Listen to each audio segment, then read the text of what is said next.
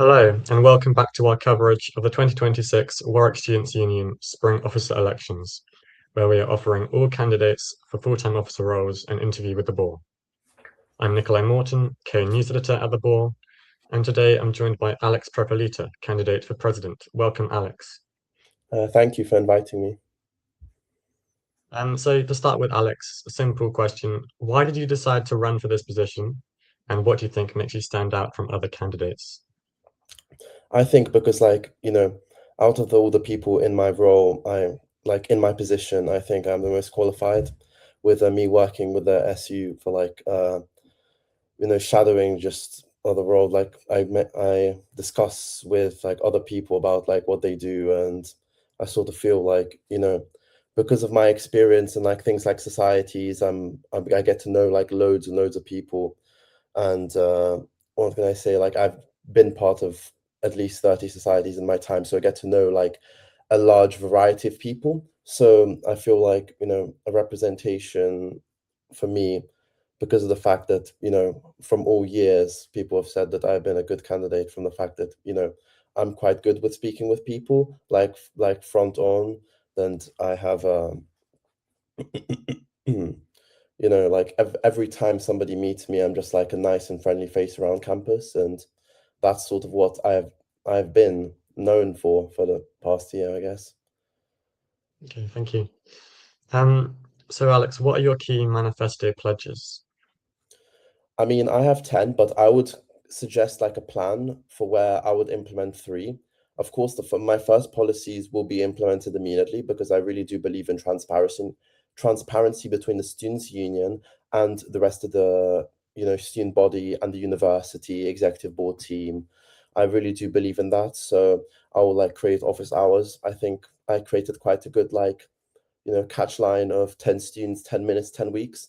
So that would probably be the bare minimum. If more people would like to, come and speak with me about issues that the university, would like, I would like to liaise like with the university about, or if it's like an SU issue, I can influence directly. So I would like either invite me or like other FTOs to discuss with different students who really, really are passionate about a certain issue about university, which they really want to see fixed. And I really do think that, the SU and the university should take the student's voice more into consideration, because communication between the student body, the FTOs and PTOs, and the executive board of Warwick Uni is really, really important. Thank you. My next question is, what do you think the biggest issue facing Warwick students is right now, and how would you plan to tackle it? I think there's sort of like three issues which because I know I implemented 10 policies, but some of these policies are quite similar to each other. So I think stuff like the well-being services is like one key area I want to focus on to create an more safe environment for nighttime, so that you know people at Warwick, like especially after a club night, like let's say you lose your friends and it's after midnight in Coventry or 3 a.m. in Leamington Spa. I mean, of course, like I know quite a lot about the nightlife, having experienced it myself, and I know for the fact that the buses are like a really big concern for people and for some friend groups who do not want to spend over £20, £25 on an Uber to get back to either Warwick campus, or let's say if they live in like either Leamington or Coventry and they go to Pop, it's the exact same thing but in reverse. And yeah, my second key area of my policies would be for like opening campus at like nighttime. So of course I said that, in the policies that I would like, sort of freeze prices and liaise with like multiple things like the Warwick Food Group in my second policy. And then in my sixth policy with the 24-hour buses, which, I mentioned in the first point about safety, which is really important for both me as a representative of the university and, well, and everyone who has ever felt unsafe. I do not want anyone to ever feel unsafe, like either in Warwick camp, like a Warwick student to ever feel unsafe, either on Warwick campus or on like, things, places that are related and that a majority of Warwick students live, such as Coventry, Leamington, or Canley. And my third policy would probably be with like, lectures and study spaces, those are like mostly at the end. So of course I want to liaise with the university departments for the fact that certain students like find it really hard to get up at like 9 a.m. Like let's say all their friends want to go clubbing, they stay there until 4 a.m. and they have a 9 a.m. in the morning. I mean, of course, it's their decision, so it should be like, wise for them. But I do feel like just in case they really want to, I would suggest a platform for recorded lectures for all departments so that there's fairness and transparency, because I know some departments release their lectures straight away and release some departments would like to wait until the end of the term. I do not think that is great for like student well-being, because some people like might be panicking from that. And of course, I would like to create a policy where all 9 a.m.s, I mean, of course, I would like, all lectures to be live streamed, but that is more so, I would like to create like a stepping stone. So first I would like, do the 9 a.m. recordings, and with like stuff like, the buses, like if I read my policies, like some of them could be gradual and then full. Like I would have 3 terms, maybe one term I can implement part of the policy and the other. For example, for policy 2 to freeze prices until 2027.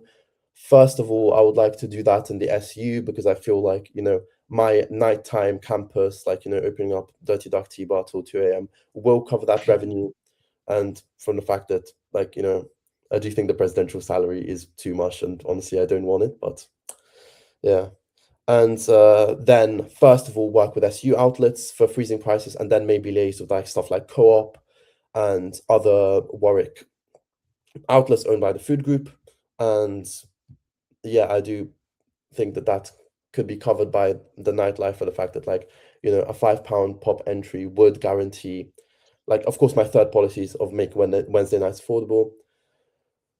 That would bring money to the SU from maximum ticket sales, because I've noticed that, in pop, let's just say, like, it's nowhere near selling out. Like I could easily grab a ticket like very early on. I mean, I know sometimes circling sells out, for example, in school days, but that's more of a sort of special event. And of course, like, my well-being policies are more concentrated in the middle. So if you can read policies 4, 5, and 6 of like introducing a safe haven. So I would like to open up, like, let's say the Senate House.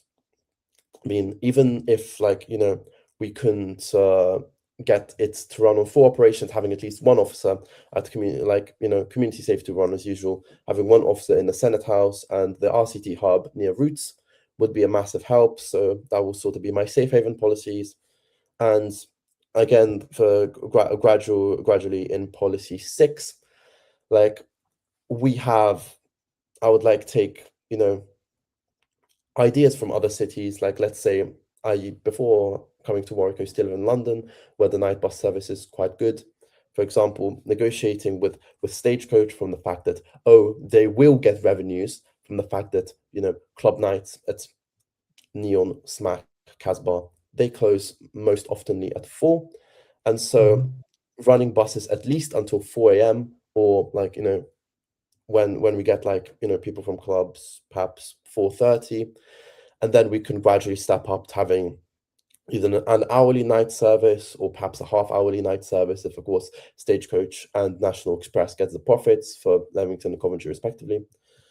And yeah, I would really, really like to like be involved in like negotiating, deals with them, because I feel like, student life could be improved, from the fact that the previous SU administration led by Elijah did ask the student body, and of course did help with the fact that, there were additional buses added, like, for the 11 at like up until from midnight to 1. That I think is a positive change. But I do think that, we should be working to like a 24-hour bus service, whether it's an hour or half an hour, like, because if a student is stranded somewhere at 5 a.m., then that could be a fear for their safety, and especially in the winter where there could be freezing cold, with temperatures perhaps hitting as low as -10. Right. Oh, thank you for that. So, my next question.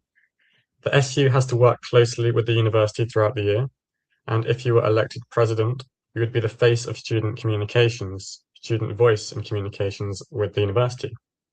So, what sort of relationship would you want to foster between the SU and the university, should you be elected?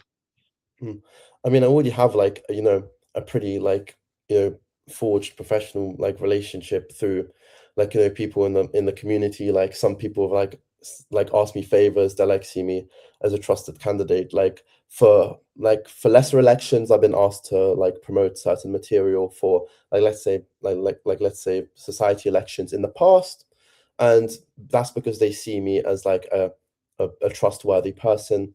And when I step up from like, students to other students, from student to other student to SU president to university, I do feel like, I could like with the like negotiations I've done before, but like stuff like societies, I do feel that I can be able to speak. And of course, like I'm pretty calm with negotiating things. And if things don't work out in the first time, I could easily like call them for a second meeting. Or if like let's say one of the policies like turns out to be a little bit too ambitious and it is not really achievable in a year, then I would most likely communicate to the future presidents. And like I would like a working relationship, because of course I'll stay in the university for the 2027-28 academic year as well. So yeah, I do feel like after I like, if a policy doesn't get implemented, like of course I would work with both my old policies that I had gotten through, and of course the new policies that the new president implemented, so to create a compromise on that. And yeah. Thank you. So the cost of living crisis is a problem that has not gone away. What would you do as SU president to support students who may feel priced out of uni life? I do feel like, a cheap meal deal option for lunchtime is uh, a necessity. And of course, from that, like, of course, the food station, formerly the bread oven, has been like a place where students, like, inside the SU building itself, where students can get prices, like, a good meal, a good hot meal for a good price compared to like other outlets like Cafe Nero and Pret might offer the same or same options, but with perhaps higher price. So I would like to, make sure that, nothing ever goes like, above, like no ever essential meal goes over £5. Like, let's say like toasties and like paninis and that sort of thing, which like, are the cheapest options, and which I've gotten like, hundreds of times at the food station, does not exceed a certain price. And I do feel like, freezing prices, at least in the SU, until autumn of 2027 would be good, because I already mentioned that the money will be covered from other areas. And another thing I'd like to add, I did speak with a few dear treasurers, and the fact that certain societies are spending up to £10,000 a year on pizza. So yeah, could be cut down a little bit, but what was I gonna say? I do think that my policies will gain the SU like a profit, even though like it might be lesser than other years because my policies are a bit bold. I do think that the SU will still turn positive from the fact that student life, of course, nights out, like the nightlife is a beating community at Warwick, and I do think that places like the Dirty Duck and T-Bar being open until 2 a.m. I mean, of course, with my 24-hour campus policies, like stuff like I don't really want to Mm. promote like dangerous alcoholism and that sort of thing. So I will include like a cap. Like let's say if I liaise with the co-op for a 24-hour shop on campus, alcohol sales will be restricted from 2 a.m. to 6 a.m. And the same thing goes for the Dirty Duck and T-Bar closing at 2 a.m. and like stopping serving anything completely, because I do think that the university needs to like make the most out of its alcohol license, which runs until 2 a.m.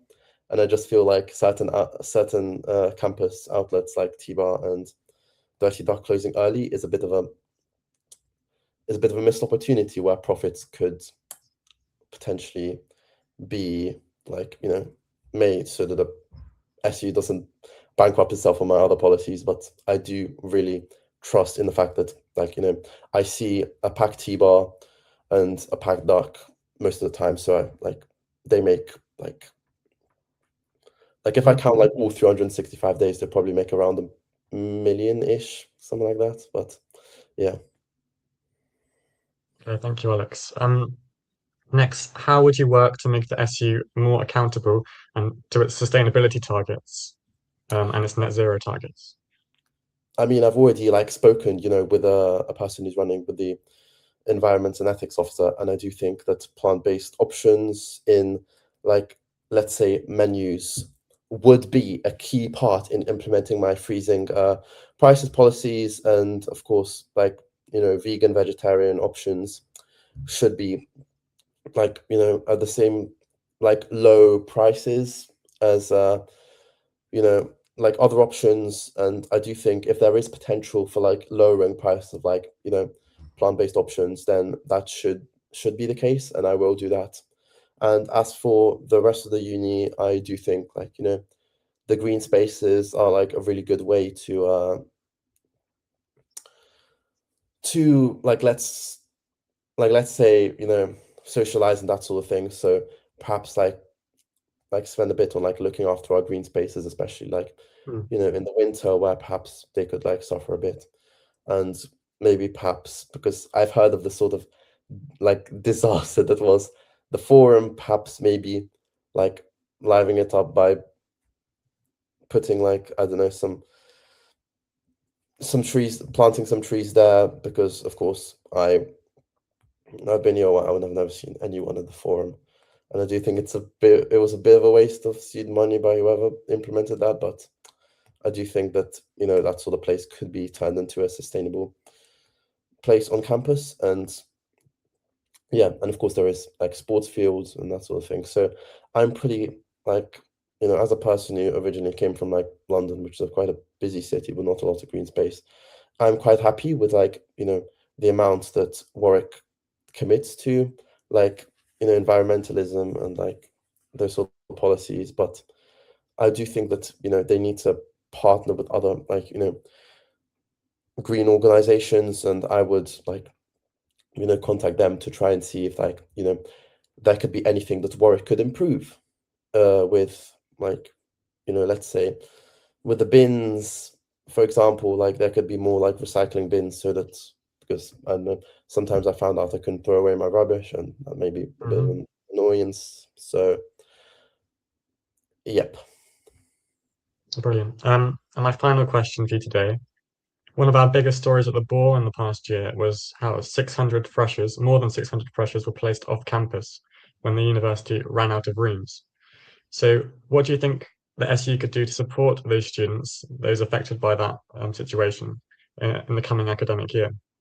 I mean, I do think the extra money, which is implemented by my 24-hour policies, could be used to perhaps expand like the residential community team to perhaps cover halls, like off-campus halls such as Westwood Student Muse, the Oaks, Vita, Albany, etc., etc., where first years like are most commonly situated, like, in between Coventry and Canley and the campus. And I do think having at least one RCA like drop in like every week, so that like, for a couple of hours, so that just in case like anyone wants to really speak to the residential community team officers, or like community safety and that sort of thing, maybe. Because I was pretty happy with the fact that Elijah did manage to visit, like provide a visit to off-campus accommodations for first years to sort of help them, to support them. But that was sort of a one-off thing, and I think that this policy should be implemented weekly or on a regular basis. Mhm. Many thanks, Alex. Yep. Mm. That was Alex Prepelita, candidate for SU president. You can watch other interviews with other candidates on our YouTube channel. Thank you. Thank you.